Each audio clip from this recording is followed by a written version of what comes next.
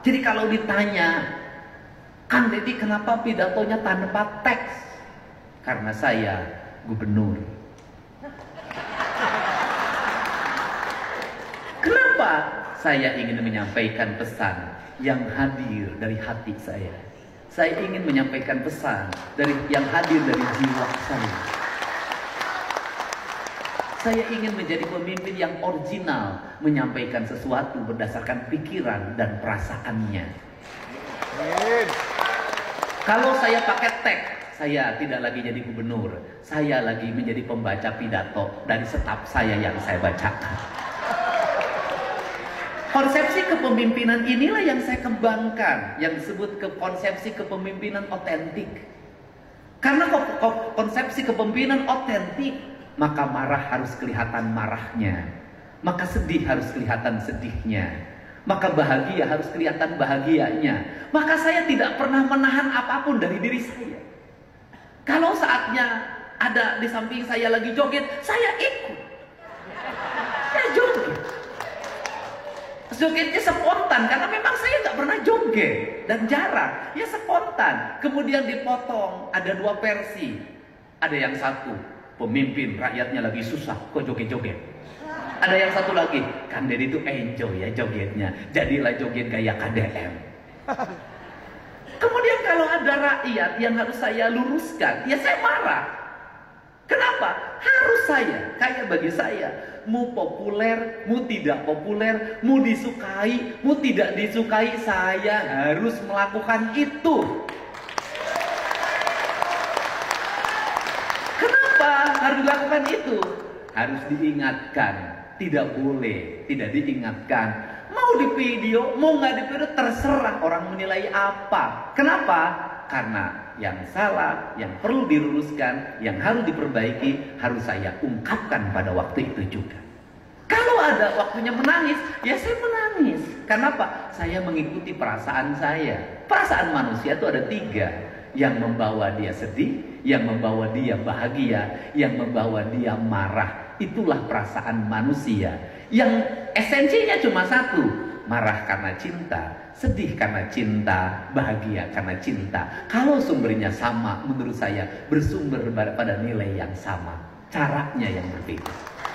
Sehingga apa yang saya selalu membuat dekat dengan orang Batak? Kenapa? Saya tahu orang Batak itu, apa yang ada di hati dia ucapkan. Orang Batak itu jarang bohong, kecuali pada istrinya.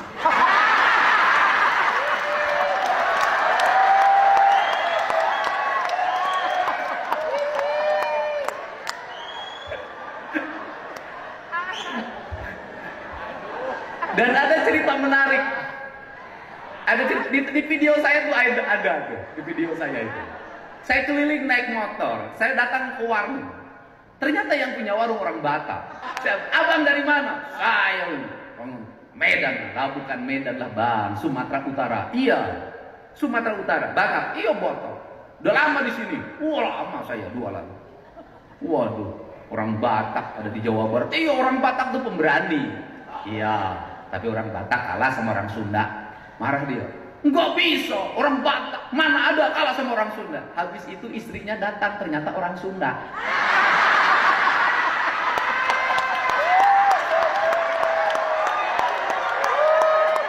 Videonya ada itu. Langsung itu, si suaminya dipanggil. Papa, kesini, tolong ambilin. Iya, Ma.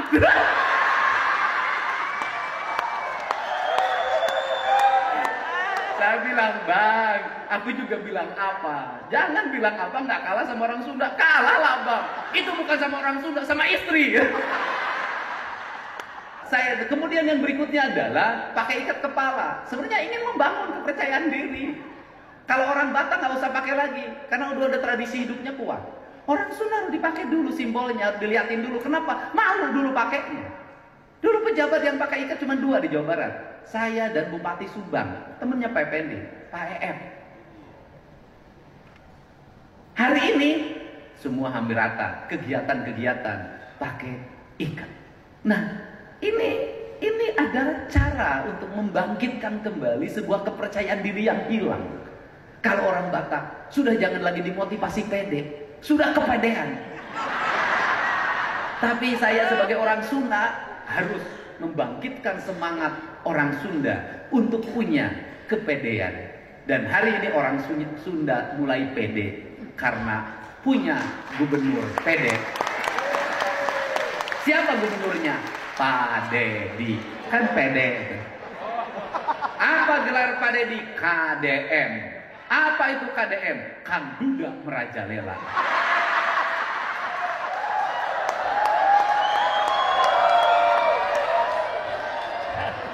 Kang Duda Merajalela. Yang terakhir, orang Sunda sama orang Batak itu diametral dalam sikap. Satu, kalau orang Sunda itu puncak spiritualitas tertinggi dalam doanya itu tangisan.